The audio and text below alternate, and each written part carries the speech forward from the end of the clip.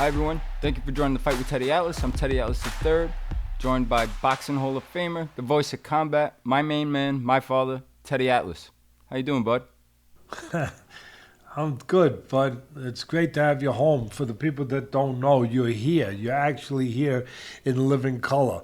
You are here on Staten Island. You are in the You're still in the basement. That's the bad news. But the good news is you're here.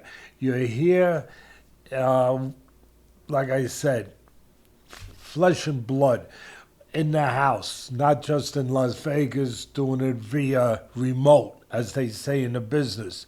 It's always good to have you here. It makes me happier.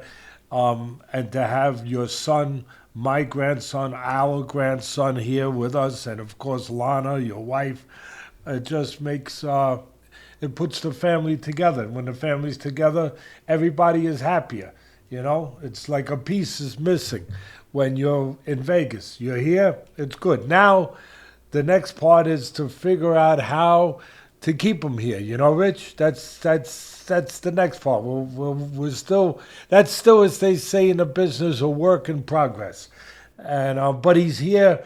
He's downstairs, but in the same house. We got everything going good.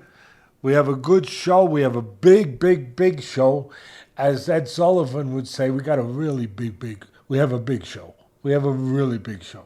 A lot of young fans out there, they're saying, who is Teddy talking about? Ed Sullivan. Who the hell is he talking? Only the biggest guy on TV at the time, you know, back in the pioneer days when sitcom, not even sitcom, I guess, no, not sitcom, but when just talk TV, you know, when just you had different acts, and it was whatever they would, what would the title be for that kind of television? Just you know, it was creative, I guess, stuff that they would put on. They had the Beatles. They had anything big. Michael Jackson he had on when he was just a kid. Oh my God, how good was he? Wow, Ed Sullivan. If you made Ed Sullivan, you made it. You made it.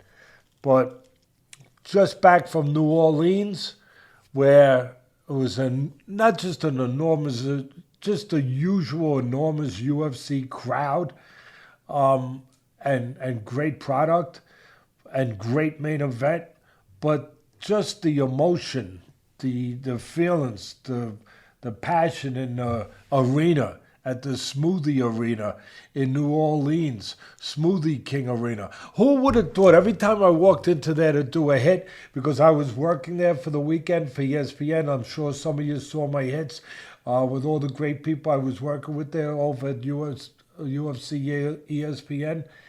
But every time I walked in the arena during the week to do a hit, I turned to whoever was with me and said, who knew? Who knew you could make this kind of money on smoothies? Who the hell knew? Really, I turned to my guys, they would laugh. I'd say smoothies. This is called the Smoothie Arena, right? Yes, Teddy, it is. So this thing was built on smoothies, yes. Give me a banana and strawberry smoothie, please. All right, please. It's just unbelievable. That's the great thing about this country. If we don't forget, if you have an idea and you have the passion to go and take that idea and work hard to put it forward, you can have an arena named after you. Not Smoothie King, but whatever it is that your idea is. I just want to put that out there before I hand it off to my buddy. And again, just back from New Orleans, it was what all those UFC shows always are special because, you know, it's always sold out and it's always competitive fights. But this one made it extra special because it was the last fight, the 50th fight for, you know, one of their great fighters, you know, Dustin Poirier. And he comes from New Orleans, and just the feelings in the arena was really did make it extra special. So having said that, I will, as my son is very used to this kind of phrase from 16 years in the NFL, I will hand it off to you. And we will make sure we have no fumbles, okay? Especially from here. I'm going to be like Kenny Stabler with the stickum all over him, where he never, the great receiver from the Oakland Raiders, he never dropped, I don't think he ever dropped a pass, bud. And if Freddie he did B? drop it, Freddie Belintikov, and if he did drop it, Rich, it's stuck on his jersey. Really, he could go like this. Oh, he forgot to put his hands back, because he was the first guy to use stickum, and he put it all over his body. Yeah, Fred Velitnikov, unbelievable. He doesn't need stickum. See this guy here, Rich? My buddy here? He don't need stickum. And by the way, I love that hat, and I want to say thank you to Rob Moore for sending them to us. Thank you, Rob. Yeah, absolutely. Thank you, Rob. And thank you, bud. It's good to be home, as always. Like you said, ton of action to cover this week. Unbelievable. It was like Christmas for fight fans. So we will get right into it. We're going to start off with the fight you just touched on a little bit. You were there live covering it for ESPN, like you said, in New Orleans, Louisiana, homecoming fight, last fight. Dustin Poirier, Max Holloway, trilogy, BMF belt on the line, and they lived up to it and then some. I thought your preview on television all week and even here last week on our podcast was spot on. You thought Max might start where he left off on the last fight 5 years ago, and that's what he did. He was in complete control, especially early on, dropping Dustin in the first round. But Dustin does what Dustin always does. He finds a way. And in the second round, he had his success. He drops Holloway, goes for the choke, the submission, and maybe Holloway is saved by the belt in the second round.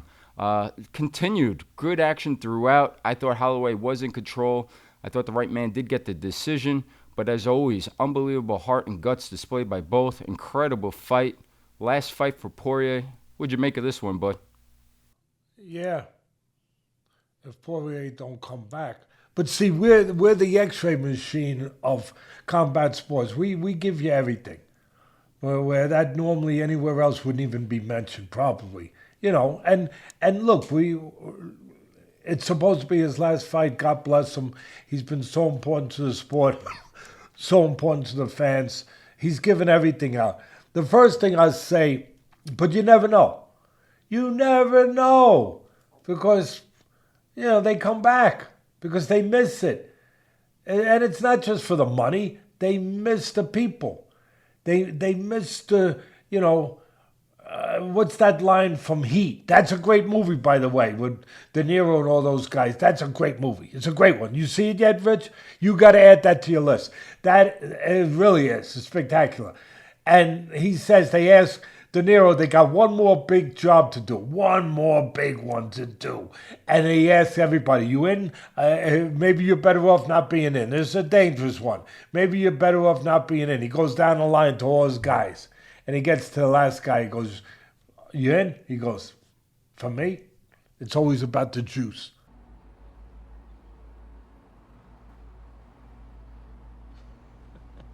Well, for me, the action is the juice. I'm in. I'm in. It's always about the juice. So, same thing with the fighters that get out. It's about the juice. It's about being relevant. It's about, it's about the fans. It's about the spotlight. It's about the camaraderie. I've had fighters where when they retired, they told me what they were going to miss the most was, believe it or not, even though it was a rigorous camp and was tough, the training camp, they missed the camaraderie. They missed the family unit, like their family, being together in a locker, in the training camp. So there's a lot of moving parts to it that sometimes the fans don't get their mind around, don't understand why these guys come back. But that's part of it. We'll see what happens. Dustin deserves to walk off into the sunset. He's had just a marvelous career. and he's done it the right way. He's cared about people. He's got a charity that takes care of people. They asked me after the fight, Bud. We did a lot of interviews, and you saw it on ESPN.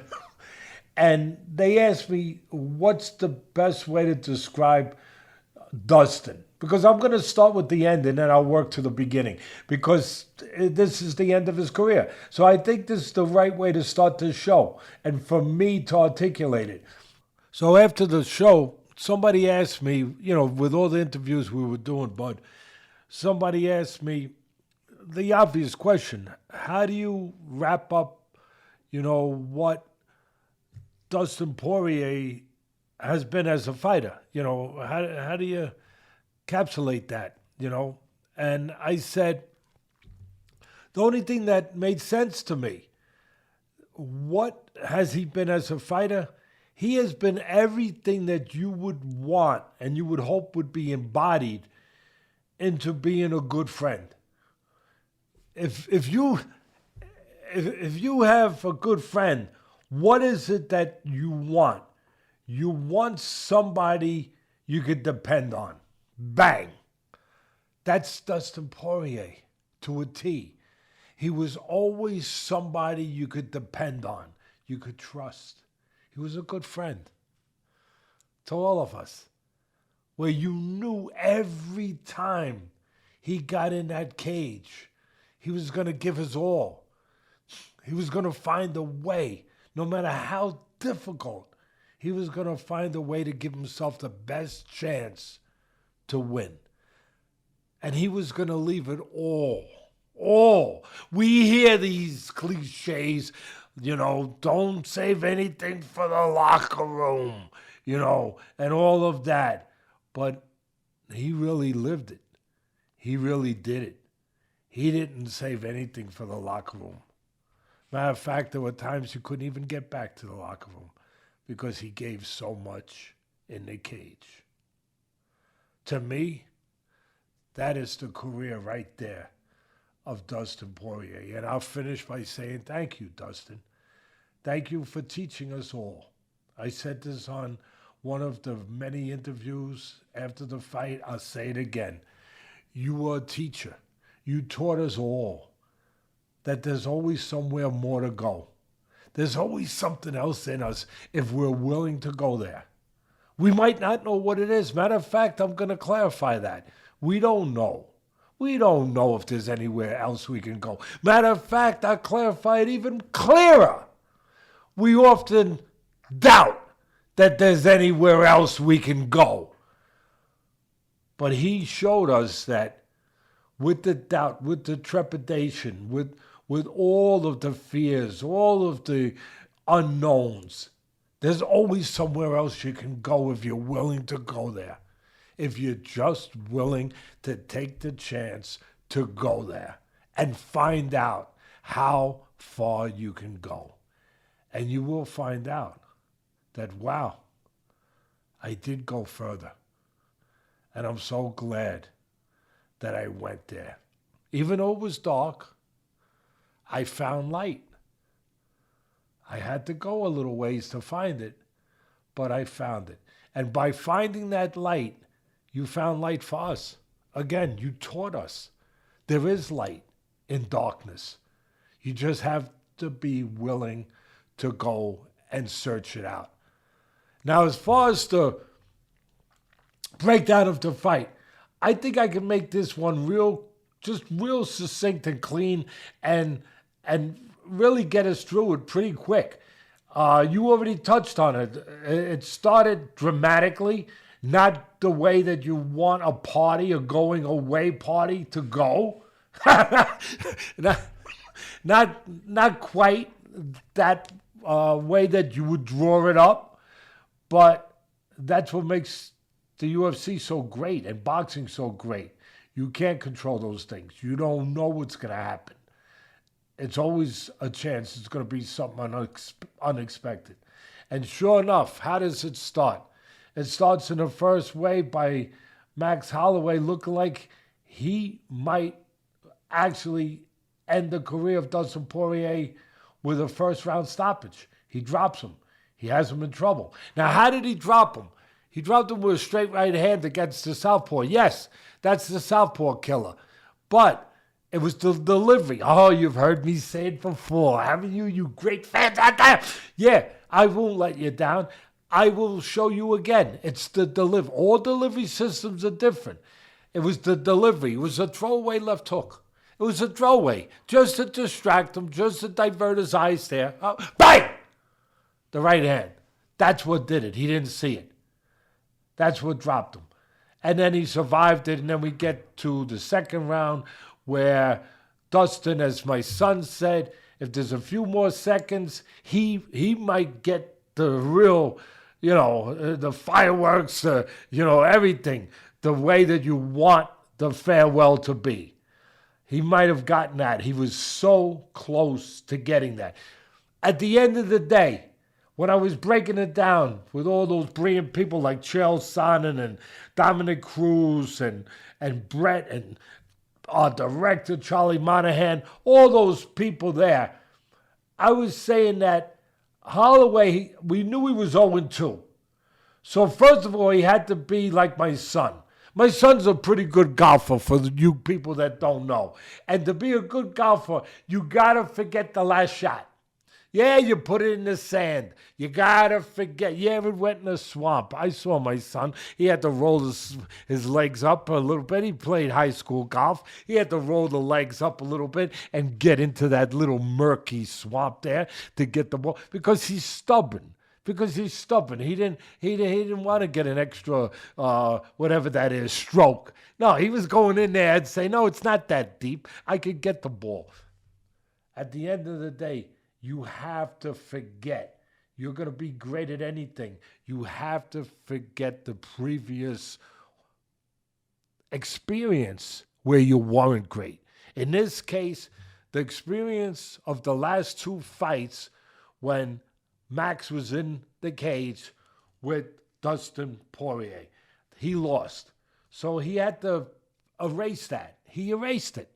And the first thing I noticed, I'll tell you, it was so clear to me. It was very clear. It was very similar to Shiraz, the fighter, where I saw his attitude coming out before the Belonga fight in Queens a couple weeks ago, where he was just zeroed in. You know what I mean, bud? I mean, when Max came down that tunnel all by himself, because everything, the pomp and circumstance was all about Dustin. We get it. We understand. He deserved it. It was his last fight. But when Holloway, you got a little thing here, Rich. When Holloway was coming down that tunnel, I looked at him and I said, this guy's different. I said to Chael and Dominic, they agreed. I said, he's different. Usually he's smiling, he's a little this guy, I mean, he had a little Darth Vader look to him. You know what I mean? He was, and he's always smiling. I said, wow, he understands where he is. He understands this ain't his party. He understands he's 0-2. He understands this is a crossroads for him. He understands all of it. And he is in DEFCON 1. Yeah, he was, I always say the mental part is the most important part. He was mentally there. I know they're always there, but he was there. Is that fair? He was there. And he came in there, and sure enough, and I had said in the preview with all the guys, the pre-fight stuff, that to be a difference in this fight, Max had to use his legs to box more. You're fighting a puncher. The difference was you had a volume guy, you had a guy that fights in volume, right? He fights with pace. He's always going. He's the motor. He's always throwing, backing you up. It was that versus the power of Dustin. Both of them are spectacular strikers. Both of them, really solid. But it's power versus volume. And I said, if you want to nullify the power, because that's what he's got to think about to make sure he doesn't go 0-3. To nullify the power, he's got to make sure that the power puncher Dustin is not set to punch. So for me, in my world, putting the trainer hat on, by the way, I love that hat you got, bud. It's beautiful. It's a beautiful hat. To put my trainer hat on, I said, he's got to move. He's got to move laterally. He's got to keep him off balance. He's got a pot shot. He's got to counter. He's got to attack in spots. Go in, go out. Keep him off balance a little bit. And sure enough, that's what he did. He had a good game plan.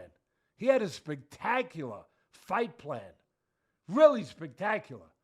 And he, as you said, he won the fight. You know, whether you want to make it 3-2 or 4-1, you know, it's okay. But he won the fight. It was a great night. And it was just a great tribute to both guys. To both guys. It was the right fight. It really was the right fight for the last fight for Dustin. You know, a lot of people said, oh, it shouldn't be a trilogy because one guy's up, 2-0. No. This was the right fight. And it was the right thing. Talking about the human part, the character part, and I'll finish with this. It was the right thing for a man who's lived his life doing the right thing, like Dustin. And that's been part of his strength, his character, to give the great Max Holloway, yes, the great, just like Dustin, to give him a chance to get a win after being 0-2, to not go off that way. That was terrific. Like the great Joe Pesci said, and my cousin Vinny in the courtroom, I'm done. I'm done with this guy. Yeah, great breakdown. Two class acts. I love seeing Max Holloway's boy, to your point there, thanking Dustin Poirier for giving us this opportunity. And as you said, two great warriors, two great explorers, and two great champions that deserve only this kind of praise. So we wish the best in retirement for Dustin Poirier, and we will see what's next for Max Holloway. All right, we're going to switch gears, but we're going to move over from the UFC to boxing. Undisputed Heavyweight Championship of the World, the rematch, Oleksandr Usyk, Daniel Dubois, 90,000 plus Wembley Stadium there in the UK. And this is another one I thought in the preview, I thought you nailed it and it showed in the regards that Dubois would be different from a confidence standpoint headed in. And I think that may be backfired on top of, in my opinion, maybe the wrong game plan, where Daniel Dubois had so much confidence coming forward and he fought the wrong fight. I would want him to see him control the outside, use his height, use his length, control distance, set traps, instead of walking into the great counterpuncher of Usyk. It seemed like his plan was to just bully him and come forward with this new confidence, use his strength, and throw right hands. And that was not going to work against one of the greatest fighters I have seen in Usyk, and it didn't. We're into some big trouble early in the fight with some counters, but in the fifth round, Oleksandr Usyk gets the stoppage, gets the knockout. There's some out there saying that Dubois quit. He was dazed. He looked out of it. But even so, the corner was thrown in the towel as the count reached 10 anyway. Just want to hear your take, your opinion. What'd you make of this great fight? And what do you make of Oleksandr Usyk, once again, defending his titles? When you're going to give an opinion on something, it's your opinion. It's your opinion. Now, it's based, hopefully, on experience in real life, real-time experience in whatever it is you're giving an opinion on, whatever that vocation, whatever that, that situation is. When you can give an opinion with an example, it makes it even clearer, stronger for the people to digest it, to understand it. And I can do that. I'm going to give you a little example here of, I had the experience of a fighter, Michael Moorer. We won the world title against Evander Holyfield, the first fight. And for me, it was all about Michael getting his confidence. He had great talent, and he was a tough guy. He was everything you want in a fighter. But we could all use more confidence. And for me, it was about him just knowing that he was as good as he was, finding out that he could trust himself in that kind of way. And the Holyfield fight did that for him. And then we fought Foreman. the great George Foreman. Yeah, he was older, but he was one of the greatest punchers in the history of the sport. Greatest, knockout percentage ever, one of them, and a former champion. And he was on a quest. He was on a quest. He was following his destiny. That's dangerous. That's scary. In some ways, be careful what you ask for. Because Michael and John Davimo's his manager, who did a tremendous job with him. Tremendous job with him. And I'm very thankful to John Davimo's. Without him, I never would have trained Michael Moorer for that fight. I wouldn't have had my first heavyweight champ. A lot of people say Michael Tyson was your first heavyweight. No, he wasn't. I wasn't there. I was there early on, the way I was supposed to be as an amateur, developing him, training him for the first 3 years or so of his career, 3.5, 4 years, whatever it was. But I wasn't there through the professional part of it. I did have Alexander Povetkin from Russia. We won the world title against Shagayev. Yes, that was one of my heavyweight champs. But Michael Moorer, for me, was the first. And you and Nicole were there, and Elaine, Mom. I mean, it was special because I felt like I was able to give you back something, my family back something for all those years I was away training fighters when you guys were little. So that was special. But as John Davimo's pointed out, I wanted to make him more confident. And winning that fight did that against Holyfield. But when he fought Foreman, our plan was to box. And he boxed beautifully. He was winning all 10 rounds, every minute of every round for 10 rounds. And then he stood in front of him too much. And believe it or not, I look back and John Davimo's was right. You wanted him to feel like the champion.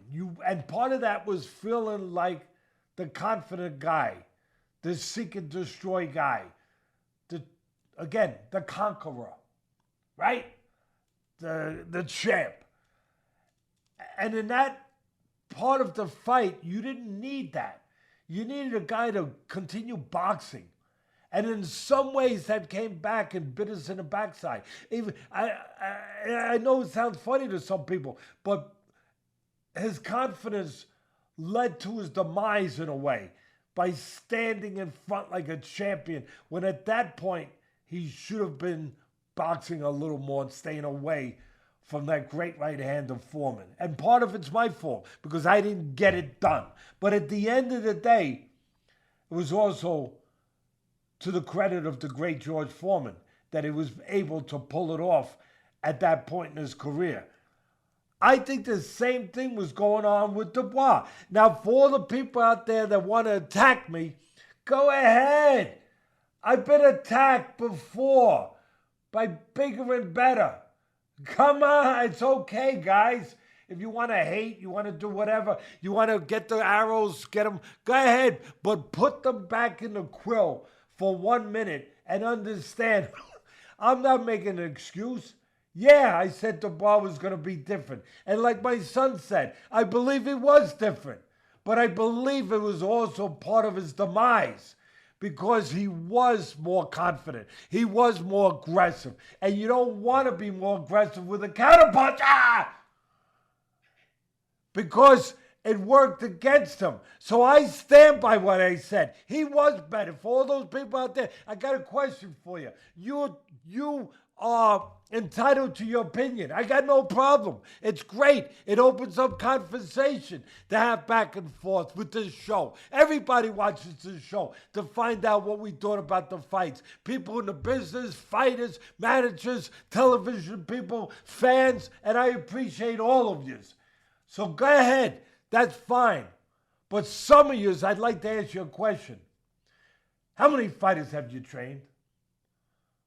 How long have you been in the boxing business? How much of your life did you put into having to train a fighter and having to get him to the pinnacle, to get him to the top, and to go through the pitfalls that are there to get him to it? How many of you have?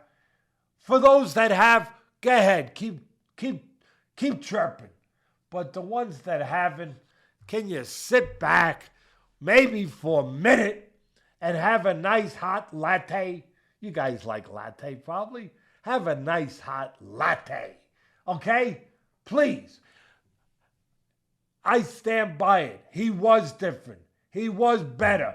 What they didn't do, what the Dubois, what didn't connect, yeah, he was better. Yeah, he was more confident. Yeah, he was more sure. He had redeemed himself. He was all those things, and I stick by them, like I said. The place where they came up short, 2 places. And again, I'm going to go a little deeper than maybe some places would go. But they didn't connect the fight plan. I'm making this one simple. They didn't connect the technical parts with it. And understanding what my son opened this part up about. That guy is one of the great fighters of our time, maybe of any time. And he's a great counterpuncher. And you can't be overly aggressive with a counterpuncher. Because no matter how confident you are, that confidence, that fire will be snuffed out. With a straight left hand counter if you're a southpaw. Which Usyk happens to be. And that's what happened. He didn't connect. And there's something else going on here. Dubois is different. I'm not going to get deep into this. I'm not. Some of you can figure it out on your own. Give a little thought to it. But he's not. He's one of those guys where you can see he's not always comfortable in certain settings. In social settings, in certain settings, you can see the awkwardness. Even at the weigh-in, it's telling. If you know what to look for, it's telling. Where at the weigh-in, you can see they do the stand down. Now, Usyk, nobody's out staring Usyk. Nobody. He's staring and doing the stare, the first fight before the fight, I always say. And he's staring him down. And who breaks it off first? Dubois. Okay. But it's not just that. It's that after that, Usyk is Usyk. He's the champ. He's confident. He's got his hands up. He's standing there to the crowd. You know, he's doing this. And you can see Dubois like the kid at the party that all of a sudden wasn't included in the games that all the other kids were playing. And he's trying to find his way back. He's trying to find his way back into the games. He's trying to, you know what I mean, bud? You've seen that with the kid, the awkward kid. And he's trying to get back with, and he doesn't know where to go. Do I go over here where the kids are? Do I go over here? Do I just wait for them to come to me? And he's lost. And you could see it. And there's the Usyk just like this. And he's like looking at Usyk. He don't know, should I start a confrontation with him? Should I make up for what I didn't do there? Should I stare at him? Should I look at him? Or should I go back over here? Should I get in front of him? He's a guy that he's uncomfortable in his own skin sometimes. And that's at play. Part of that is at play. At the end of the day, what happened was, from an analytical standpoint, they looking for the southpaw killer, the right hand. They look too much for it. The delivery system, it's got to be there. That wasn't the delivery system that you want, where you're launching right hands, where you're reaching with right hands. That's not the delivery system. There should have been a little feint. Make him make his move back. Make the counterpuncher show the counter. Make him show it to, like playing cards. Make the guy show his hand. Let him show you what he's got in the well. Let him show you what he's got hidden away. Give a little feint. Make him make his move. That's what I would have had him do. Make him make his move a little too soon. Now you don't fall into the trap. Now you know where the trap is. You don't reach into that space, that empty dark hole with a right hand. That's what he did. That's what destroyed him. That he did that. That he fell into the trap. You don't want to fall in with a counterpuncher. And you know what made that happen? The great Usyk made that happen. Because in the second round, Dubois did that, but he didn't pay a price. He did it. He reached in, but Usyk wasn't ready. He didn't pull the trigger on the counter. But where he was ready where he recorded it in his computer. He recorded it upstairs in his mind. He said, I got you now. I got you now. I'm putting this where it's got to be. I'm putting it in a library right here. And I'm going to go get that book in a round or two. And he did. He was like those spy planes you see the pictures of in the government pictures where you see those, those spy planes where they take the picture, from high above of the enemy. The aerial shot. Yeah, the aerial shot. And then they show you all the weak spots of the area you want to drop bombs on. And you know exactly where you're going to drop the bombs. Richie's shaking his head. Yes, he understands. And that's exactly what it was. He got the aerial shot, and he knew where to drop the bomb. And sure enough, in that round that it came up, he does it again. He takes a little short step back. He invites him in. He lures him in. He brings him in. And what does Dubois do? The confident Dubois just goes forward, but not the way you want.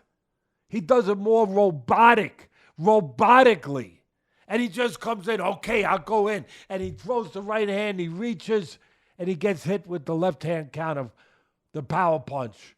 And from the back, where he can put his leg into it. He can put his back into it. And you could see it.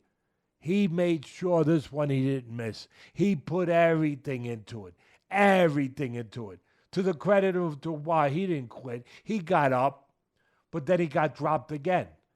And then it was over. At the end of the day, salute. Again, I love the movie things, Rick. I know you watched this one. You saw The Godfather, I hope. Okay. Remember the guy, the Turk? Salcido, he's a bad guy. He was a bad guy, dangerous guy. Remember he said in the meeting with the Godfather and everyone, he said, I salute Don Corleone. Te salute, Don Corleone. And that's what I'm saying here. I salute Don Usyk. I think that's the great way to cap it, bud. I salute Don Usyk, the great Usyk. The great Usyk. Absolutely. That was a great breakdown. And I'm with you, bud. I saw the same exact thing that you're saying. He was downloading that. The second round and the third round, it happened twice with Dubois coming in, reaching just short, small step back, Usyk countering. That's why I still thought with the game plan, how do you not see that and adjust 3 rounds later and do it again? But the more disturbing thing to me, bud, was the lack of body work from Dubois. How do you not go to the body after what happened in the first fight? How do you not test that? He didn't throw one body shot maybe until the third round, and maybe he threw a couple throughout the whole entire fight, or as long as it lasted into the 5th round. That was surprising to me, and I thought they dropped the ball big time with that as well. To that point, when he did throw the one body shot, I'm not going to get deep into this because it was only one, but it almost looked like it bothered Usyk. Right? You know what I mean? And it looked like very similar to the first fight, close to that belt line, right? Yeah, but it was low. It was a little low. It was. There's no doubt about it. No doubt. But still, to your point, how do you leave that alone? And then I'm gonna early in the show when I broke down the Holloway and Poirier fight, I'm gonna go back to that real quick now. Holloway won because he won because he's great and because he's who he is and because of his makeup and his intestinal fortitude, his skills. I understand all that. But he won the way he won this fight because he had a great fight plan. To your point, to our point, Dubois had no fight plan. And to my point, I'm going to answer your question. You asked a brilliant question. See, the show was so much better with you. I'm sorry. I'm not knocking nobody. I'm not. I'm grateful for everyone, and everything the history of this show has been. But you open up conversation for me by bringing me down places that conversation needs to be opened up by asking certain things that are relevant in this sport. And what you brought up is how? And I'm going to answer that question. How do you not have a better fight plan? How do you not adjust when you made those mistakes in the second and third round that Dubois made, reaching in? You see the guy stepping out. You see he's setting traps. How do you not adjust to that? I'm going to answer it, bud. Part of the thing that is Dubois is that what I was explaining before about being awkward, about being, a guy that kind of like, he simply gets directed. He's the kind of guy like you direct him, you give him more confidence, and he's going to go. And he did that. He did that. He did it in the Herjavec fight. He walked through right hands. He did it in the Joshua fight. He took charge and he caught him. He did. But you can't do that in some fights with a guy who's more scientific, with a guy who's more advanced, with a guy who's more sophisticated in that kind of way. With Usyk, you can't do that. And what I'm describing is the word I used earlier. He's almost robotic. Like you charge his battery with confidence. Okay, go get him. And he went to get him. That worked against him. And that's my answer to your brilliant question. How do you not make those adjustments? Robots don't adjust. I'm not knocking him. I love Dubois. I love what he's done. I love that he's had the career he's had. I love that he's come back from the losses that he came back, against Joyce and against Usyk the first time. I love the man that did that. The person that did that. But I'm just pointing out, I'm doing my job. I'm pointing out what I have to experience to point out. Yeah, absolutely. Makes sense. And the last thing I'll leave you with, Bud, before we move on to the next fights, is after the fight, Usyk said, "What's next?" And he said Tyson Fury 3, Anthony Joshua 3, Joseph Parker. Now, to me, it's like Usyk is a track star. He's on the track field. He's lapped those guys already. We've seen that too many times. I think Agit KBL would make sense. I think Joseph Parker has earned the right to be the next man up as well. It sounds like Turki Al-Shalik would like to see the young guy, Moses Aituma from the UK, 20-year-old, rising star, future big-time prospect. What would you like to see next? Who deserves the next crack at Usyk? I'm going to do one of those cliches, right, bud? But it's not a cliche for me. It's real. I'm going to keep it real. I'm going to be consistent. I want him to walk off in the sunset. I know it's not happening. But he deserves it. We deserve it. The sport deserves it. His family deserves it. He deserves to do whatever he wants. He's great. He's special. Like he says, I love the way he talks. He knows what he's doing with the camera. He is so smart. In the ring, outside the ring, and he's so authentic. He says, I not old 38. I young. Yes, you are, sir. Yes, sir, you are. You're everything. I just want to see you stay young forever. That's the picture I want of you. I want that picture of you to be young forever. I wanted it for Ali. I wanted it for Joe Louis. I wanted it for, and we don't get what we want. But sometimes we do. I wish one time in this sport, I've been in 50 years, we could get that happy ending. You get it every once in a while. I'd like to see us get it here. At the end, it's going to be his way. And maybe it'll be the right way. And I hope it is the right way. Whenever he does decide to go away. No matter who else he decides. But that's what I want. That's my answer, bud. I would love to see he's done it all. He's one of the greats. One of the greatest. He's right up there. Now. The greatest heavyweights of all time. I never thought I'd be saying that. But it has to be said if you're going to say the truth. But at the end of the day, if you have to put names, I think Parker deserves it. I think KBL has earned the right to be in the conversation. That guy's, what he's done, where he's come from, out of nowhere, and the guys that he's beat, and getting off the floor against the big, Zhang. against Zhang, and winning that fight, stopping the big giant. I think Parker would be number one. Pacquiao's there. I got to be honest with you. He's not afraid of nobody. Me being a trainer for the years that know what to be afraid of, when you're getting an older guy, I get afraid of the very talented young guys if I have an old guy. That's all I'm going to say. I'm not going to go any further. I said enough for all you geniuses out there. I said enough. But I would say that people don't want me to end with that. They're going to say, but Teddy, you should have, you should have went a little further. I just go further by saying that Itoma, if I had Itoma, I would want a couple more fights before I fought the man, the real man. I'd want 2 more. Well, he's got one coming up pretty soon here with Dillian White. Yeah, that's going to be a big one, even though he might blow him out. He might blow him out. But he's an experienced big guy. You never know. He might get some of the lessons you need. He might get some of the experience you're looking for before you make that next step. And that's what they're looking for. They're looking to get that without making a mistake, management-wise, while they're looking for it.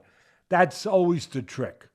But I'd want 1 or 2, probably 2 more. But that's what scares me, the young, talented guy. And Itoma is that guy. He's that guy. And again, Usyk, if you heard me say that, Teddy, why you have fear? For what? I don't understand. Why would he understand? Because he's right. He's right. Anything he does, he's right. He really is. He's a special man. He represents, all good people because he does it the right way. He does it, and he carries himself like a real champion outside the ring. And he represents all those people in the Ukraine that have been torn apart by this invasion that they've been dealing with. He represents them all. That, hey, never give up. We got the heavyweight champion on our side. We are strong people. So his fight goes way beyond that squared circle. Anyway, that's all. I think we handled that one pretty good. No, very thorough breakdown, as you said. Special man, special champion. Congratulations, Oleksandr Usyk. And we are going to move on, but before we do, I'm going to give a quick pause. Thank our sponsor, Athletic Greens. Athletic Greens introduces the new AG1 Next Gen. It now includes 5 clinically studied probiotic strains shown to support digestive and immune health with added vitamins and minerals. They've also now have new travel pack designs resulting in a much easier pour to improve the customer experience. So whether you guys are looking to boost your energy levels, support your immune system, or address gut health, Athletic Greens is the way to go. Simply visit athleticgreens.com/atlas to claim your special offer of 10 free travel packs with your first purchase.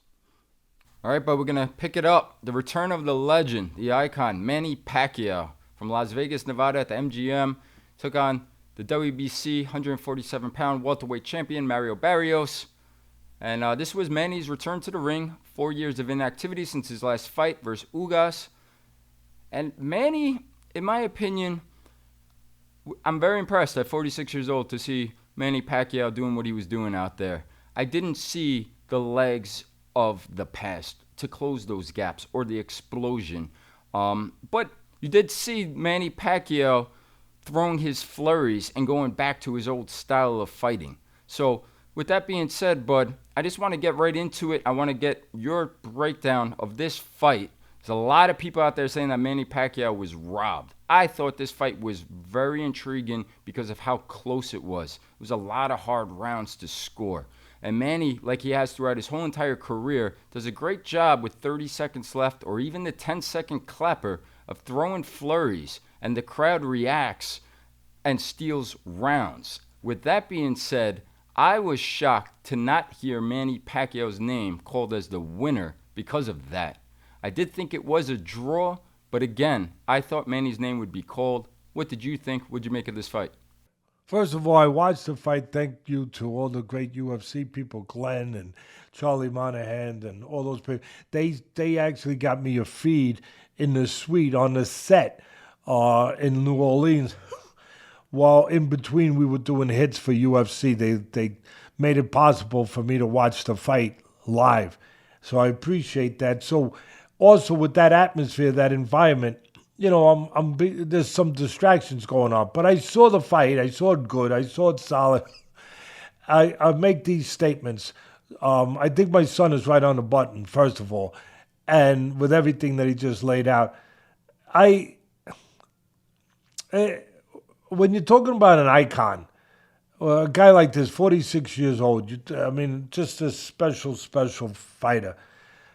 I think that when he's coming back at 46 and being inactive, the whole thing, everything, the whole enchilada, like they say, everything that goes with it, I think your bar of expectation is low. Even though he's the great Manny Pacquiao, you're saying, like, what can we expect? Come on. Some people like me was saying that, you know, you wish he wasn't fighting anymore. You're worried about his health, all of that stuff. Although I did say, we got the videotape, like the great Warner Wolf, the sportscaster used to say, go to the videotape if you doubt me. I said I couldn't go against picking against him. I just said, I wish you would retire. I wanted to be a happy ending. He's a special man. But you can't go, you can't pick against him because he's special. He's that special. If anyone could do it, it would take a very special person. Very special. Manny's very special. He's special. He's been forged in that fire.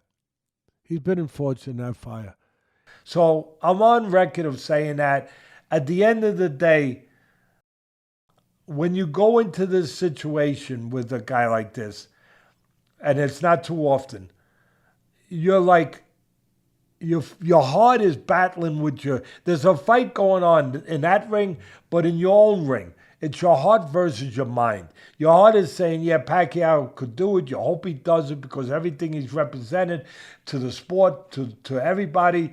And then your mind's saying no.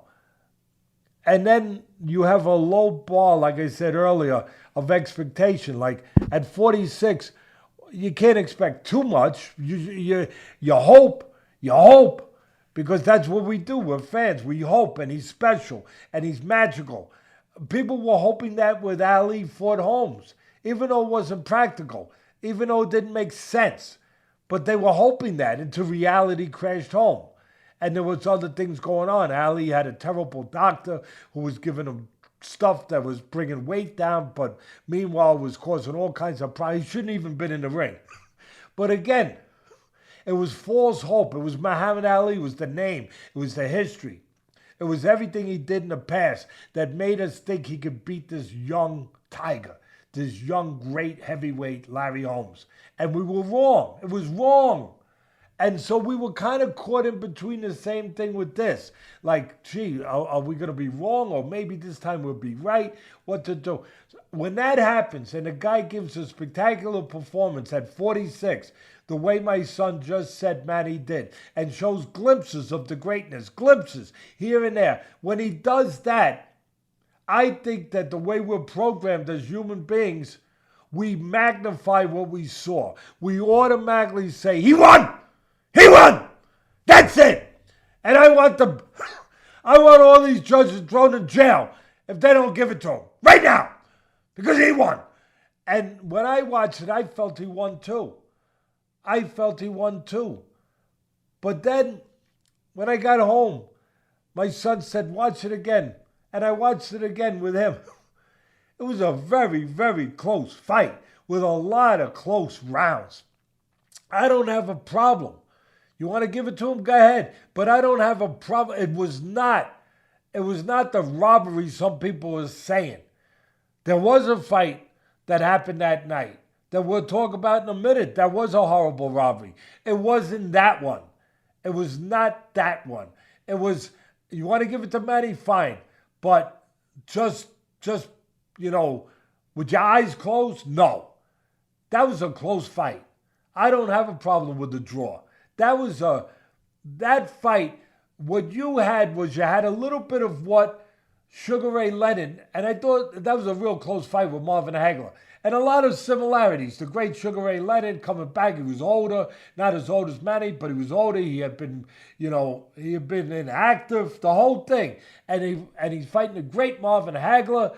Marvin Hagler, of course, much more, a higher claim of a fighter than Barrios. Barrios, two-time, two-division world champion, tremendous, terrific fighter.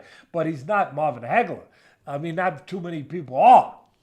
And Sugar Ray Leonard's fighting Hagler, real close fight. A lot of people thought Hagler won the fight. And I think it's fair to say that Leonard, with his brilliance, he stole a lot of rounds. He stole rounds at the end by flurrying, by flashing. I think Manny's always been good at that. And my son really pointed it out perfectly. He was still good at it. He was still good at it. I think he was stealing some rounds at the end. Whether he deserved them or he didn't deserve them, whatever. They were close rounds. He might have stole them on the judges' cards. What we shouldn't forget is he's a special guy, and he put a special performance. I never saw calves on the legs of somebody that big. I mean, it's incredible. I thought early on he stumbled a little bit. I thought his legs were stumbling a little bit, like you might see in a 46-year-old, a little bit. But at the end, they got the act together. He used them pretty good. He used them pretty damn good. What I think he also did was maybe a little bit of, I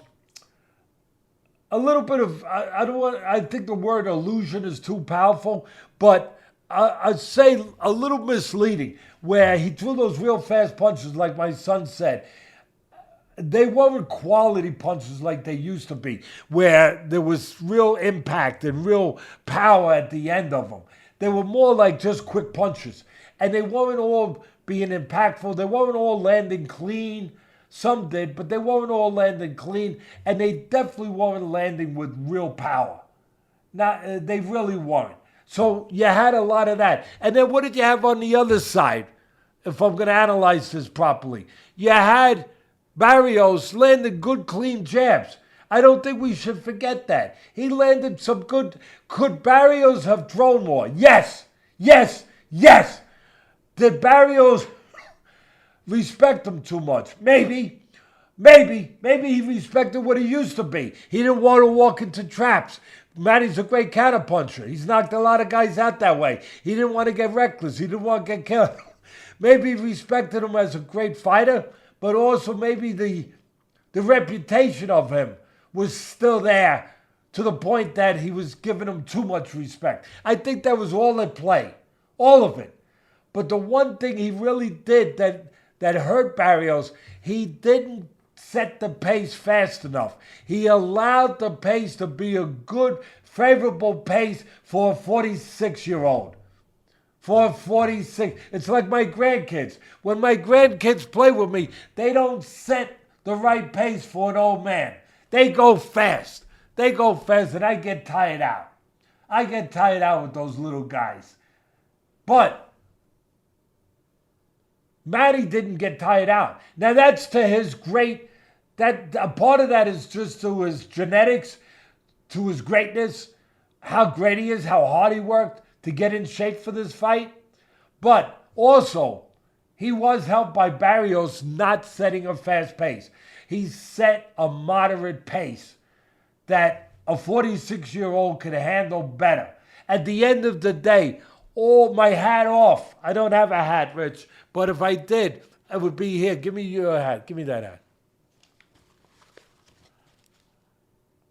My hat's off to Manny because it was brilliant, Manny. Brilliant. You are special. My hat's off to Barrios, too. I understand what you were going through and everything. It wasn't an easy thing. You could have done more, but at the end of the day, I don't have a problem with a draw. Again, I know that there's going to be a lot of the haters out there, a lot of I'll stay with the theme of hat. There'll be a lot of the mad hatters that will be out there being mad. You know what? If you're mad, next time I see you, I have a new hat for you. Okay? I will. Because I care. Because I actually care. I don't want you to be mad. At the end of the day, that's my breakdown, guys. I think you nailed it. I couldn't agree more. You made some great points. I want to piggyback off of a few of those in a second here. But, yeah, I'm with you. But you can't call it a robbery when it is that close and everything we just described, especially when Barrios probably won the championship rounds, at least in my opinion, which makes it closer. You're right. You're so right. I thought initially watching the fight, you got to come out and be the boss against Manny. You got to stick that jab, throw the right hand, control distance. He allowed Manny to control the pace. And one other thing, Bud, one other thing. You're right on the button, right on the button. And I know you said this to me. You got to go to the body more. I mean, you're fighting a guy he's old. You know what that means? You know what goes with old, with a person? Old body. Old body. You got to go to that old body more. Yeah, I couldn't agree more. And you just took the words out of my mouth. What I was going to say is you're talking about the respect, that he respects him too much. And it makes sense. Why? The 16-year age gap. He's been watching the great Manny Pacquiao his whole life growing up. But I thought that really hurt him. I think he stopped going to the body because Manny talked him out of going to the body. Manny was complaining to the referee. Manny was getting his way. Manny was telling him when to break on the inside. And what did Barrios do? He stopped going to the body, and he respected the great legend. And I just think it was a great breakdown, a great performance from Manny Pacquiao. And it sounds like we'll probably get the rematch. If we don't get the rematch, it sounds like Manny Pacquiao is determined to fight again. Yeah, listen, I agree with everything. Everything. That was, I'm so glad you made that last point, Bud. Again, you just bring more, not only more sunshine to the show, more insight to the show. Manny played the ref. Is that fair to make that statement? 100% in my opinion, my eyes. Yeah. And listen, nothing against him. God bless you. I You won't can do say it. play You're the the great ref Manny Pacquiao. You're the I great Manny disagree with that, Pacquiao. bud. You use that greatness. He didn't play the referee because the referee didn't go along with it. He didn't call him low blows. He told Manny, no, they're good. He played Barrios.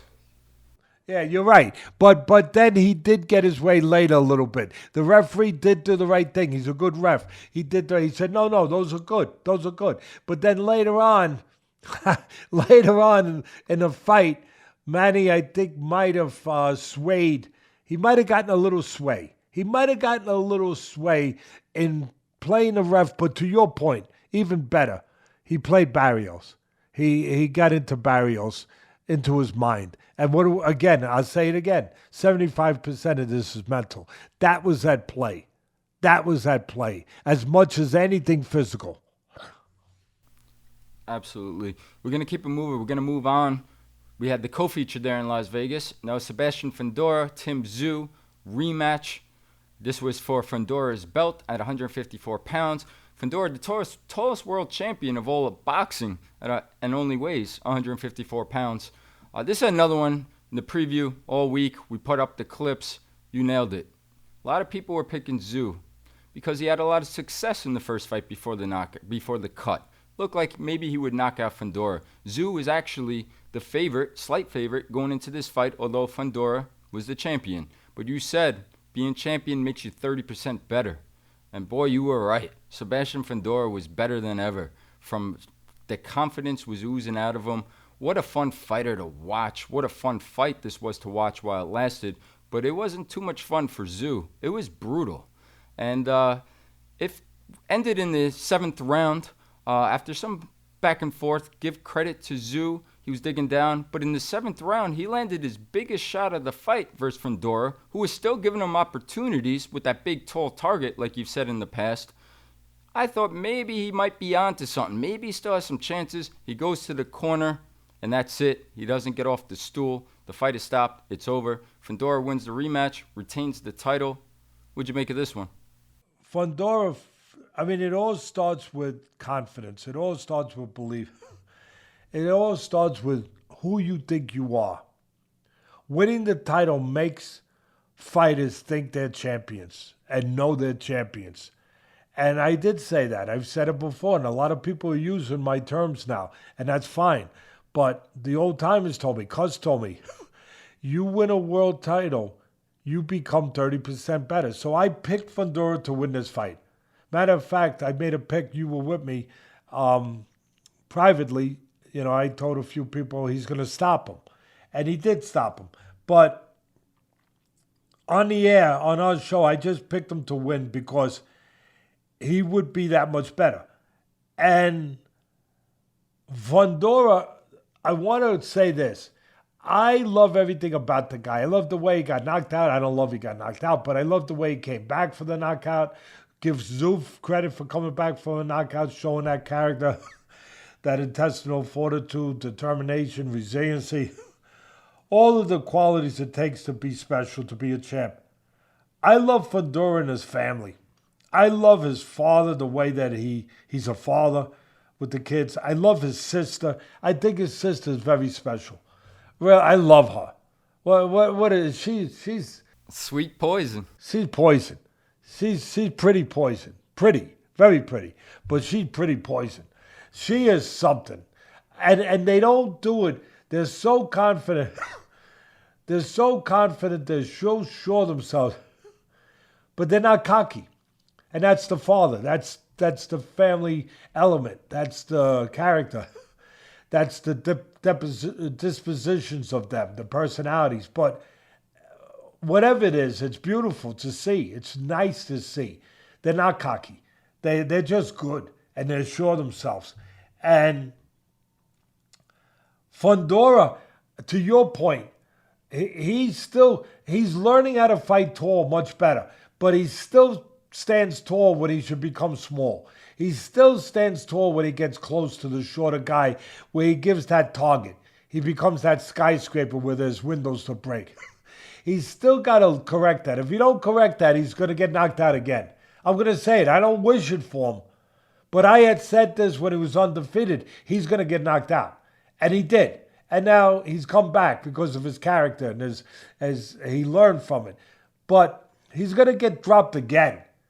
If he don't learn when he gets close to guys, you can't stand tall in that intermediary area, in that no man land, in that danger zone where you're in the other guy's punching area.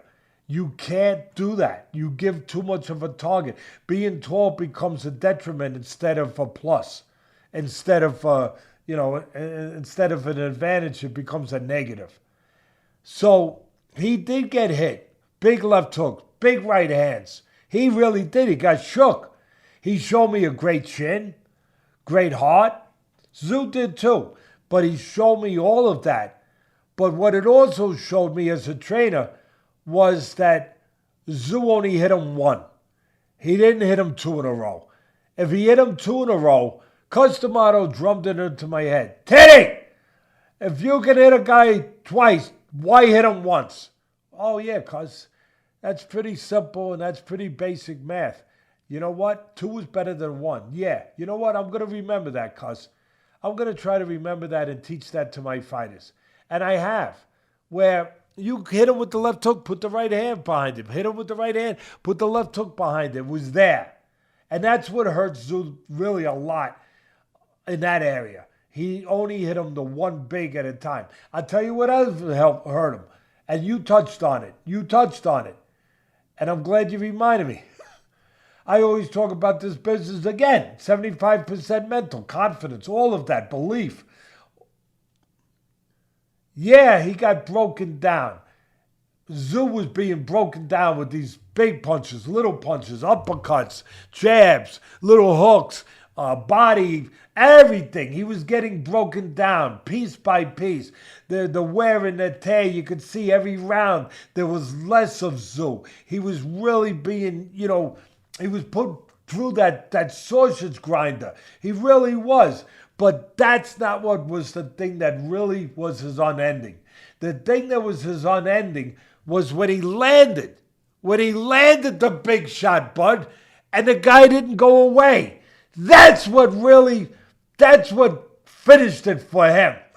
Is that when he landed and the guy's still there, it's like he lost all hope. It's like air went out of the sails. Like when I took you when you were little to the Macy's Day Parade, on Fifth Avenue, on Turkey Day, for Thanksgiving. And you loved those big, whatever they're called, the floats, those big giant floats. You were smiling. You were 3 years old. My father actually took you, and you're looking, because I was actually in the gym training a fighter. I'll never forget that. My father took him, and thankfully, the air never came out of them. The air never came out of the floats because he would have been disappointed because they would have just blown away. There would have been no more float, and that's what happened. The air came out of the float, came out of Tszyu. He hit him. He was handling. He was getting broken down by the punches, but he was handling them. But what he couldn't handle was, I got to get hit all these punches, and then when I finally hit the guy, nothing happens. I can't handle that, and that's why he gave in. He did. He did. They made it clear on TV. They did a good job. They made it clear. First somebody said, "Oh no, he didn't," and then they made it clear. They did a good job. I think it was Bernardo Osuna. He said, "No, we just checked and we heard, and we went back and we listened." And he said when he was asked by the ref, "Can you continue?" He said, "No." That was the finishing blow, if you will. Actually, the blow he landed. How ironic is that? That was the finishing for him. That there went out of the balloon. He had no more hope. I want to finish with this. I love Fundora. Please teach him to not get hit to give that up, because otherwise the guy can stay around a while. But he's got to correct that one thing. The other thing is, I got to give him and his sister the same credit and their father, because he's got to be part of it. And I saw he had new trainers. They did a good job in the corner with him too. But his jab, that guy is a pain in the you-know-what with that jab. That thing don't... If I was fighting him, I would look rich. I would look for what the gardeners look, to prune the branches where you could chop that arm off. I know that's terrible. I don't really mean it. But really, that southpaw jab, it doesn't stop. And it's hard. It's not hard. It's probing. It's a nuisance. It is a problem. It reminds me of when you go to a nice picnic and all of a sudden you get all these freaking gnats that attack and you can't get away from them. You move the picnic over here, they follow you. You move the picnic over here, they follow you. It's like you're doomed. They destroy the freaking picnic. He destroys everybody's picnic with that jab. That's it. Again, Joe Pesci, I'm done with this one. No, absolutely nailed it. And that uppercut is pretty brutal, too, that he throws. Oh, it is. It is. And I think you're right. I think it was demoralizing for Tszyu to land that huge shot in the seventh, and the guy just eats it and then continues to throw those uppercuts over and over at you. Great fight, great performance by Fundora, and congratulations to his family, not only on this win and defending his belt, he was just accepted to Harvard University, Sebastian Fundora. So hats off to him and his family. Like you said, in the character, amazing job by the parents. Thank you for making sure we didn't miss that. Yes, a great accomplishment. Really, really. Winning the world title, being a world champion, and also going into getting admitted into Harvard University and wanting to take that road, wanting to go further, not just be satisfied with the athletic endeavors and successes, but to go to the intellectual ones. And again, like I talked about all the great fighters, like I talked about Poirier, to go somewhere further, to be willing to find out about yourself, to go further. Wow, that's brilliant. That's beautiful. And that teaches us all and reminds us of all. There's more places you can go. It doesn't even have to be in your vocation. It doesn't have to be any further in whatever it is you're doing. You can find out more about yourself. Go further. You might find out something you never knew. You will find out something you never knew. Absolutely. I think Juan Diaz, when he was a world champion some years back, Similar, not Harvard University, but was getting his degree. Marco Antonio Barrera as well, right? So rare, but very impressive. So congratulations once again. And we're going to keep it moving. We said it. There's a lot of fights to cover. And we have another great one right here. Great fighter, Jesse Bam Bam Rodriguez. He fought against Cafu. This was on DAZN. This was in Frisco, Texas. And wow, what a special talent and special performance by Bam Bam Rodriguez. I mean, I was beyond impressed by this guy. We were able to watch it when you got back and watch it together, bud. And I told you one of the first things that stood out to me watching it was he reminds me of Vasyl Lomachenko.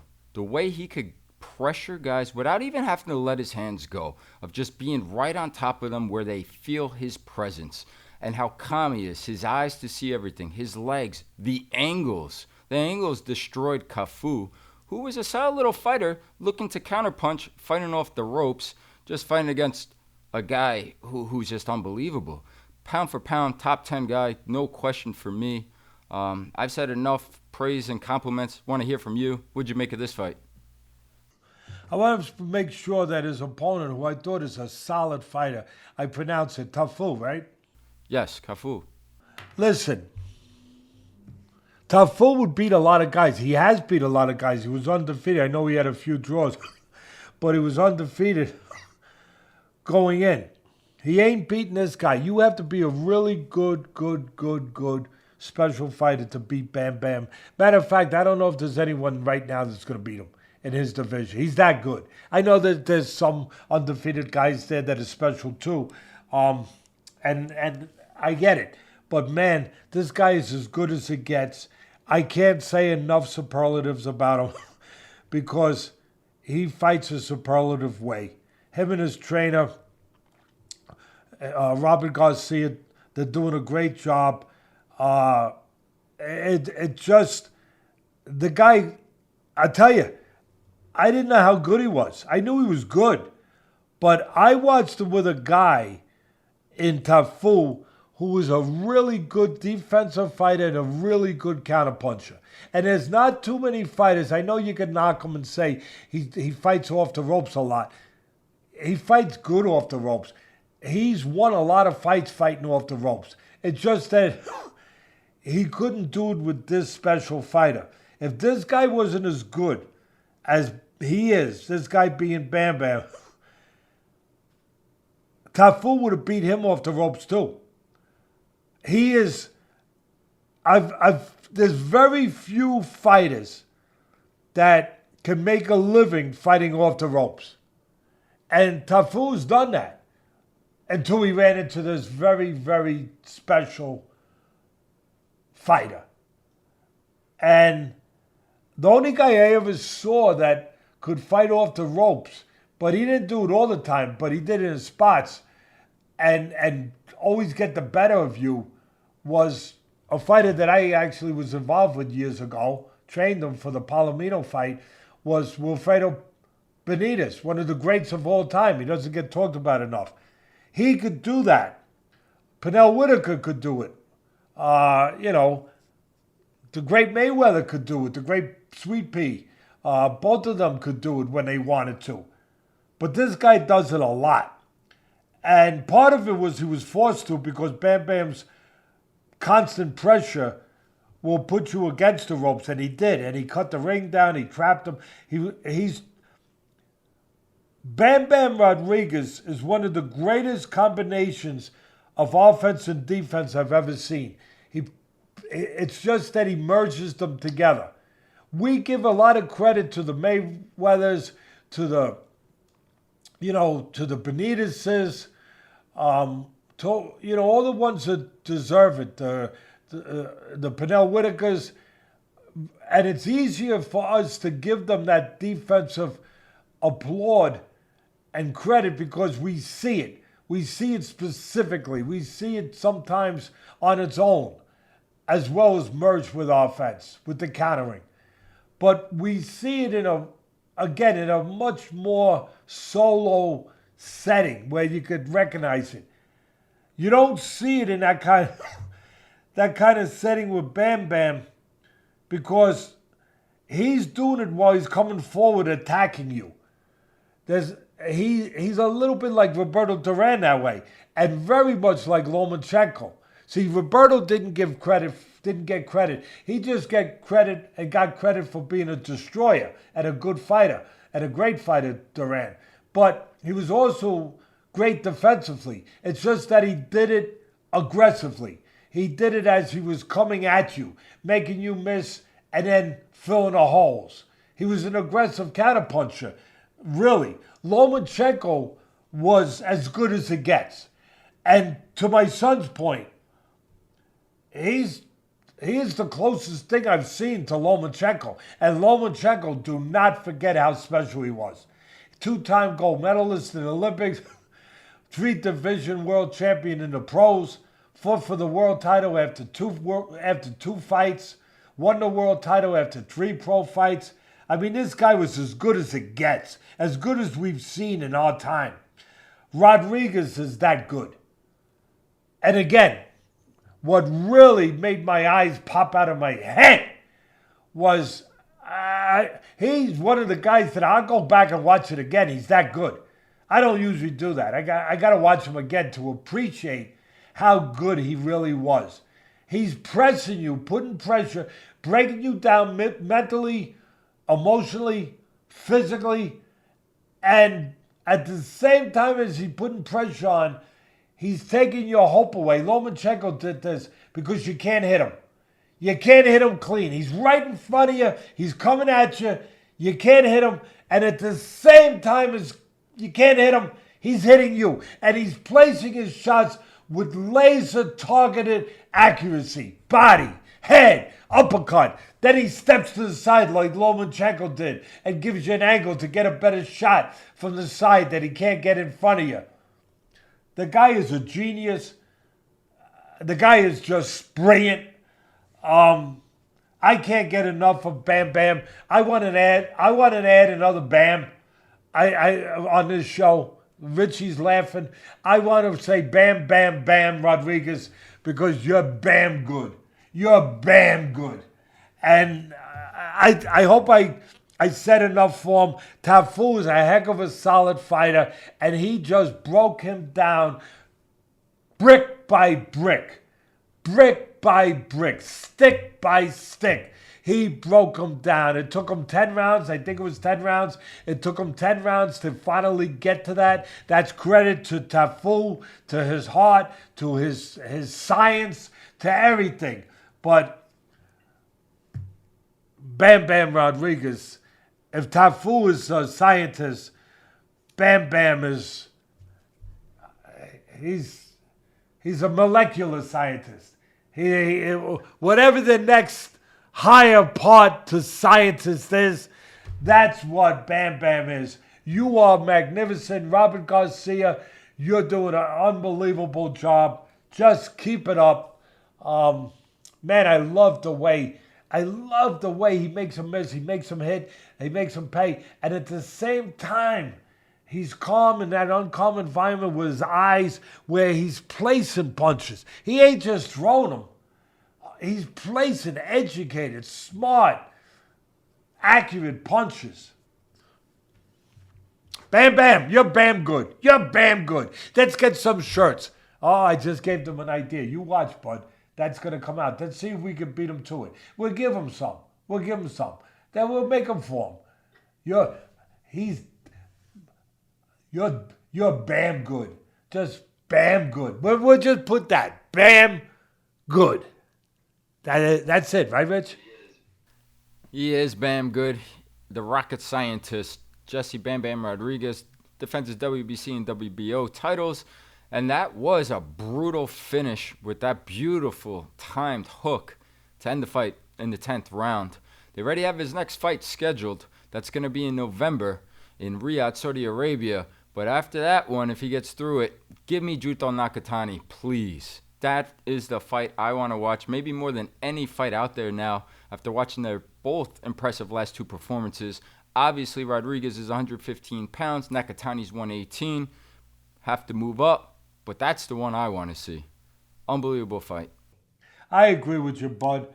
And I'm so glad you said that one last thing about that last punch. I don't know if Bennett is the man. Bennett Garcia, you are the man. You are damn good too. You really are. Richie is too. But maybe he could get it. Nobody pointed it out. I don't think it was appreciated really to the level that it should be. That last punch you talk about, Bud, it was appreciated in the fact that the commentators said, wow. Okay, I get it. Wow, bang, boom. But there was more in between the bang and the boom. He got close to him, and as part of his brilliance, as part of the science that I'm talking about, the scientist, as part of just him so being at a different level, he forced the guy. He forced the guy, Cafu, to feel the pressure and to react. He knew he was going to have to react. So he pushed him onto the ropes again. He got close, and he forced a punch to come out. And he got into close position, real calm and ready. And just as the punch was starting to come, the left hook, he was going to start to throw it. Bam, bam, being the southpaw that he is, bang! He beat him to it. He waited for just about a quarter of an inch, a half an inch movement for the punch to start to move away from his jaw. And then he just, bang! He beat it. He threw that right hook in there. Perfect timing. Perfect result. But again, a lot more than just a bam bam. There's a lot more to this guy than bam bam. You know, and that punch showed it. If you know what you're looking at, that the way he just got close, he waited, forced him to throw something, and then when that little tiny opening was there, bang, he exploded his punch. Perfect timing, perfect science, real smart, real special, bam good. That was a great breakdown for a great fighter. And we will be talking about him for, I'm sure, many years to come here. So we're going to keep moving. Got a few more fights to get through. We're going to get a little shorter on some of these last ones coming up. I want to go back to that Manny Pacquiao card. This is Brandon Figueroa, former world champion, versus Gonzalez, who has fought for multiple title opportunities. He lost to Shakur Stevenson. He lost to Emmanuel Navarrete. And this was an unbelievable fight. Now, you always know what you're going to get with Brandon Figueroa. He's going to come forward, he's going to be on your chest, and he's going to bang the body all night long. But he did have a new trainer, Manny Robles, coming into this fight. It's the first time he fought in his professional career without his father in his corner. I thought there might be some changes, some adjustments, maybe see a little something different from him. And that was not the case. It was the same Figueroa. Great fight, great action. I thought Gonzalez was in control. I thought he was out-hustling the guy who out-hustles everybody in Figueroa. I thought he was landing the cleaner shots, the bigger, more effective punches. And with that being said, Figueroa, what he does to most people, he started to wear him down some. He started to fade, Gonzalez did, in the late rounds. I thought the late rounds were taken by Figueroa, but Gonzalez had a big enough lead. I thought he was the winner. If you want to make this fight a draw, okay. I have a problem with the 116-112 by two referees that we keep talking about, Sutherland and Cheatham, over and over again. But I want to hear from you, Bud. What'd you think of this fight, and what'd you make of the decision in the end? I can't be strong. I was strong a few weeks ago. I'll do it again until we get a national commission. I could go to the national czar and say, if you don't want this marvelous sport to continue to be disintegrated and chopped away at and just, broken down and just fans to leave. If you don't want that to happen, you have to do something about the judging. You have to hold them accountable. You have to really question when there's a questionable decision. You have to suspend them. You have to fire them sometimes. But you have to stop ignoring the problem. They can't be working a week later after they did something that is very questionable. This did not get enough attention because there was so many fights that drew the attention on Saturday. It deserves more attention. It's getting it from us, from the fight with the two Teddy Atlases. We're going to make sure we don't forget the little guys. We don't forget anybody. To what my son said, you know what you're going to get when you get Figueroa. All out attack, relentlessness, tough kid you love. I love him. You love to watch him. He never stops. He's the Energizer Bunny. He's like Matias, another guy that I love. He never stops throwing punches. But if you didn't know Gonzalez, which you probably didn't, or not enough people did, except the real boxing fans, he is the same thing. You know what you're going to get. I've seen enough of his fights to know this is what he brings every time. That is what Gonzalez, he does what Figueroa does. He sets up in the kitchen and he goes to eat. He gets in your living room, he ain't leaving. He gets in the trenches, he gets dirty. That is Gonzalez, like Figueroa. He fought fire with fire. You had two, I mean, like my son said, Figueroa brings the fire. Gonzalez, he said, I'm going to bring the fire too. I'm just going to make my flames a little bit brighter. I'm going to make them a little higher. I'm going to turn that octane up a little. I'm going to sprinkle a little barbecue fluid, a little bit of that flammable fluid on the flames and make them burn. Make them burn. And he burned. He burned. I agree with my son 100%. Maybe the first 2 rounds took him a minute to get going. But then he got going. He won all those middle rounds. He was ahead in his fight. He was fighting fire with fire. I thought he was landing the more consequential, the harder, cleaner, better placed punches. Figueroa was right there like he always is. I say it again. I love the guy. Love everything about him. He was right there. But Gonzalez, I thought was, again, the better placed punches in spots, the more effective, the more impactful punches. His fire, his flames were a little bit hotter than Figueroa's. I didn't think that was possible, but they were until the end.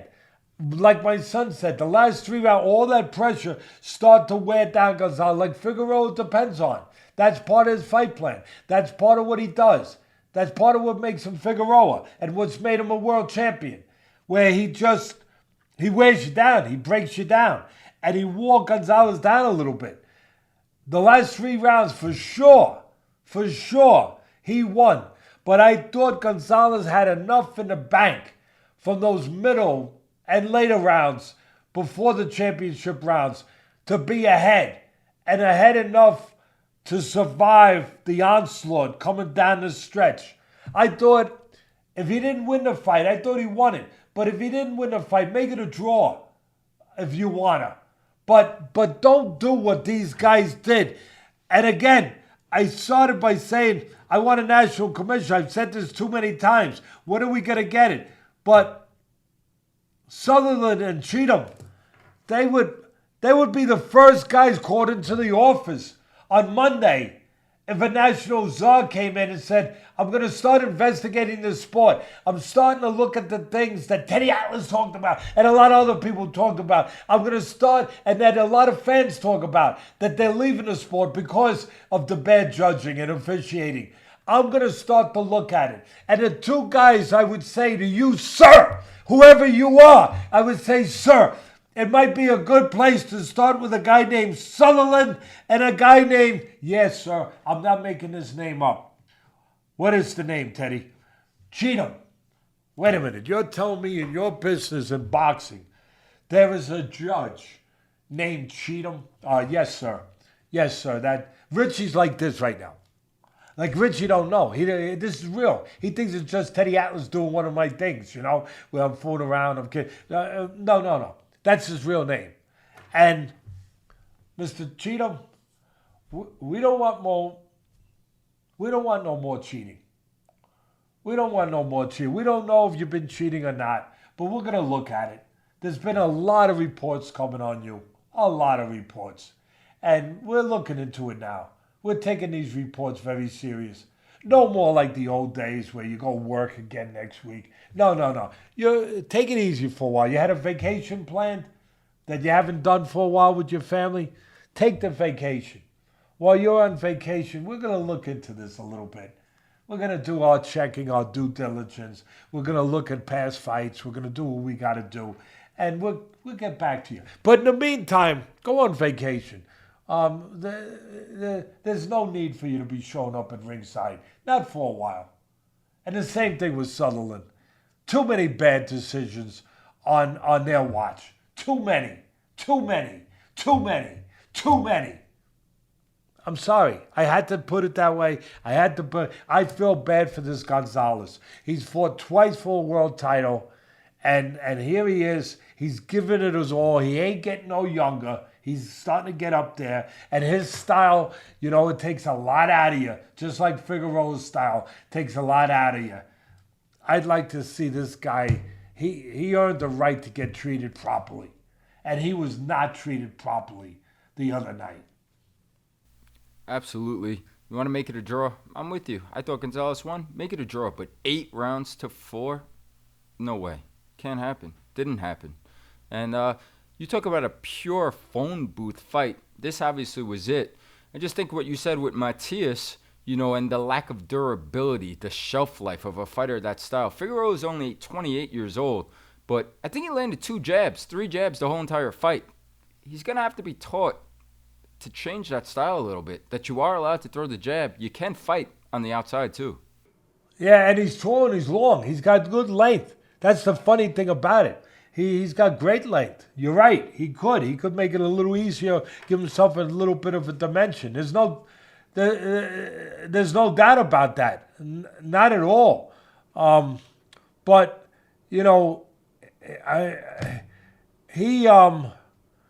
how when you were a kid you hated spinach? You hated, yeah, come on, we'll let secrets out. We're letting a few family secrets out. Yeah, we are, Rich. You hated spinach. Well, Figueroa looks at jabs the way you looked at spinach.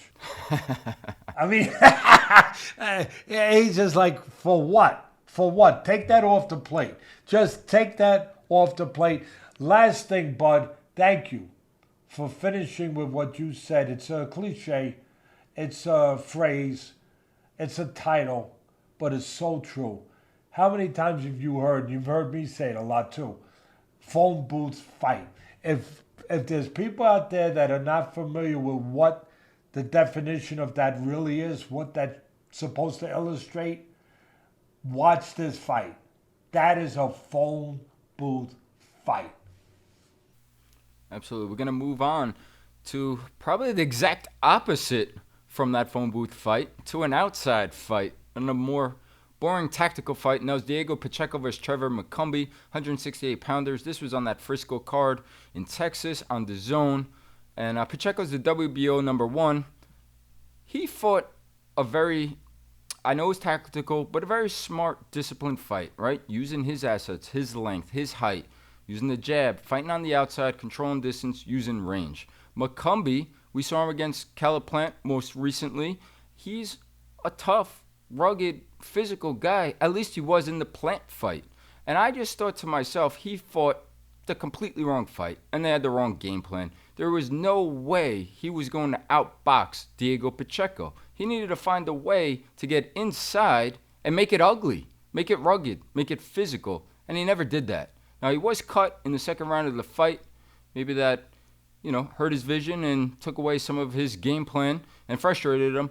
But I was frustrated watching this fight. It was extremely boring. I am a big fan of Diego Pacheco, and he gets the win, and we'll see him again moving on. But maybe it was just the style and the wrong game plan of McCumby that made it a stinker. How'd you see this one? What'd you make of it? No, you hit it on the button. Come on. Again, movie referral, Rich. Analyze this. De Niro, when he was talking to Billy Crystal. You good, you. I'm saying to my son, you good, you. You hit it. Listen, I think part of the problem was McCumby.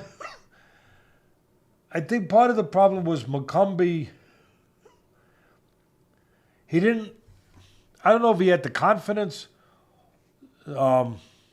ability, know-how, technical acumen preparation for that, but he did not, to your point, have the right game plan, or he didn't execute it. He might have had it in his head, but there's a big difference between understanding it in your head and making it happen. Actually putting it on paper, putting it in the canvas, putting it out there, executing. I don't know, again, maybe, Mike Tyson, probably not the guy who invented the saying, but he gets credit for saying everyone's got a plan till they get punched in the nose. Then the plan goes out the window.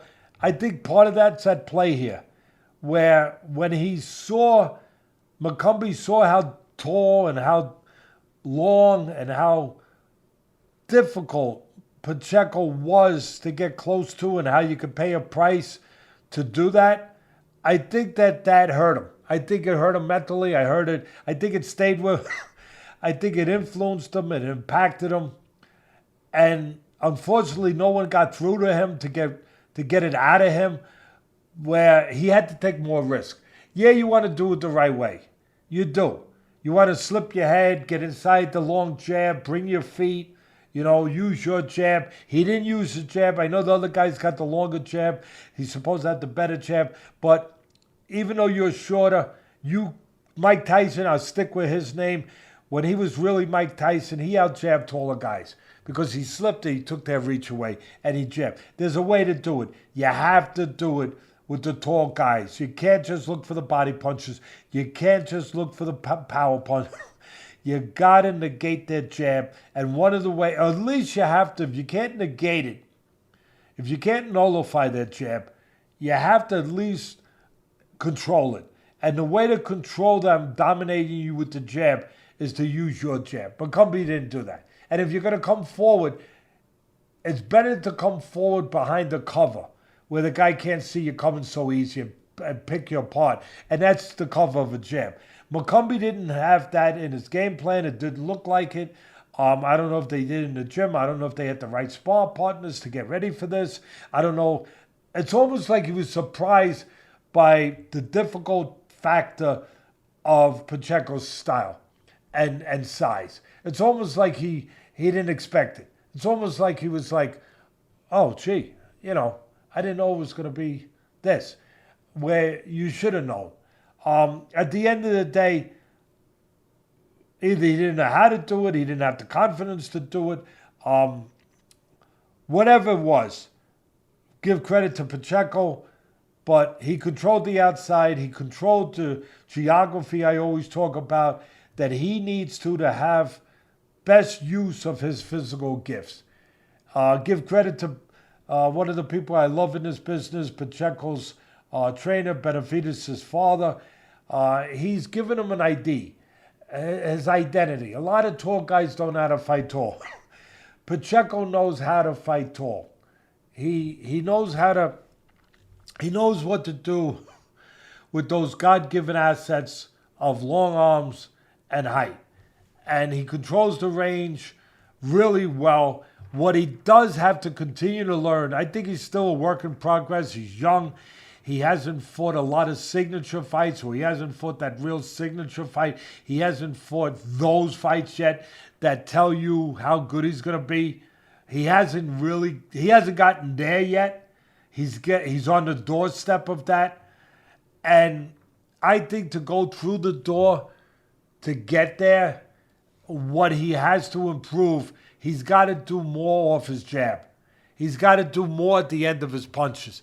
Yeah, he's controlling range beautifully, but he's got to learn to do more with that range. Whether it's to hook off your jab, bang, bang, or uppercut, bang, bang, or uppercut, bang, bang, and hook, whatever it is.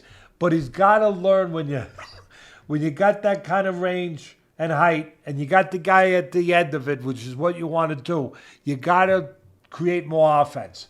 You got to be more creative. You got to do more at the end of those punches. I think he's got to learn to be more productive offensively by still maintaining his advantage of height. He's got to learn to do that.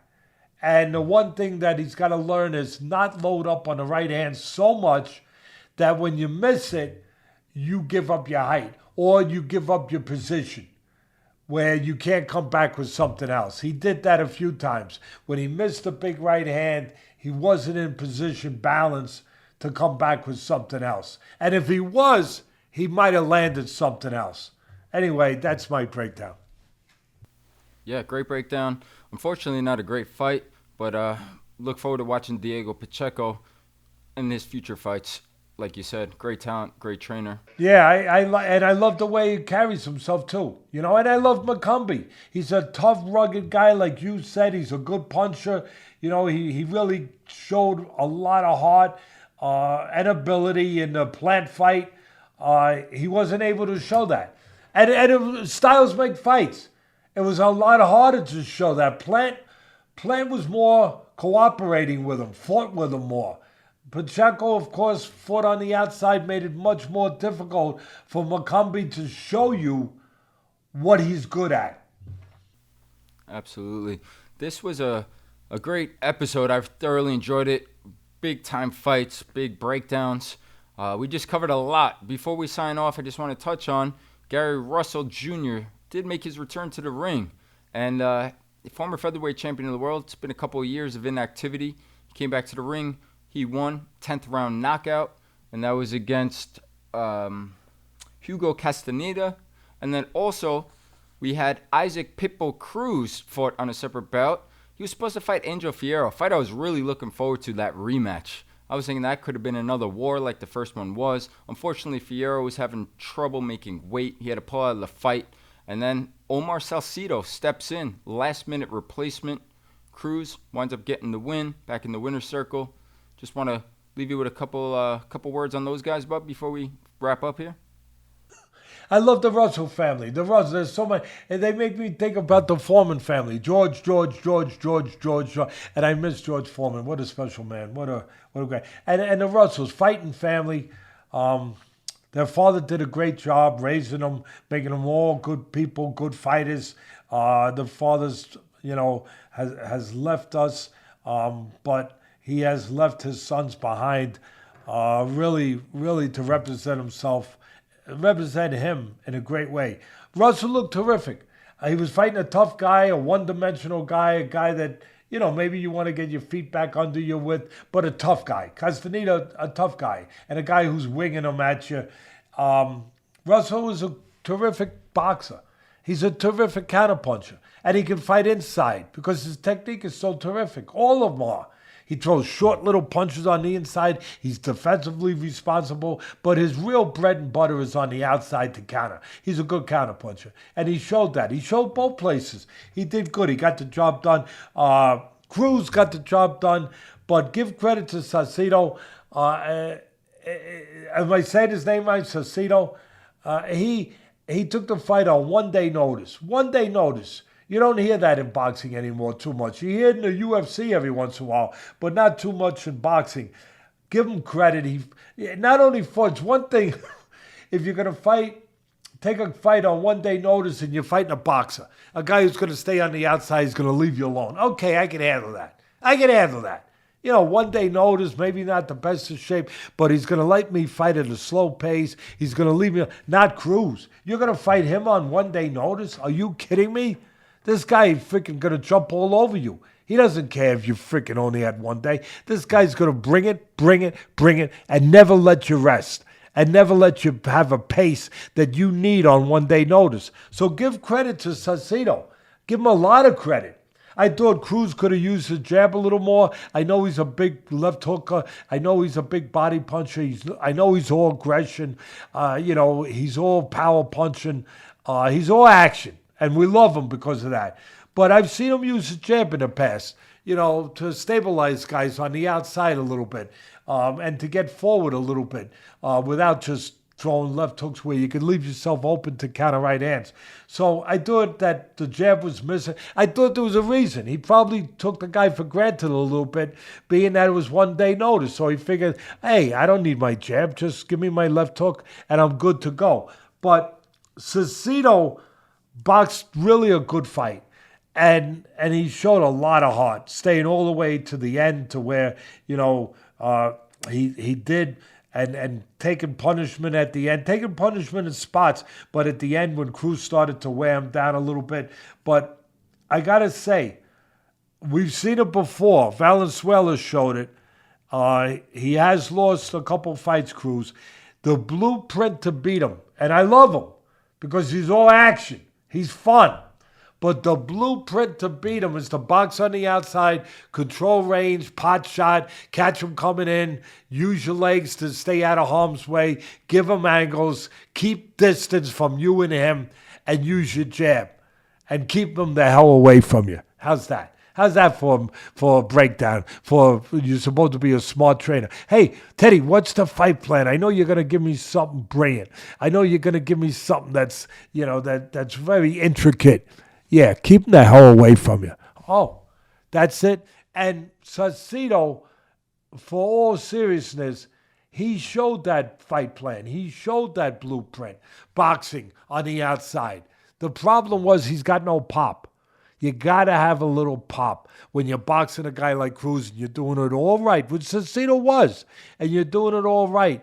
You got to be able to hurt him a little. You got to be able to at least get his respect, slow him down a little bit. Anyway, a lot of heart by Salcido. Yeah, absolutely. That'll wrap up a great episode of Fights. I really enjoyed it. I hope the viewers do as well. Please comment, please like, subscribe.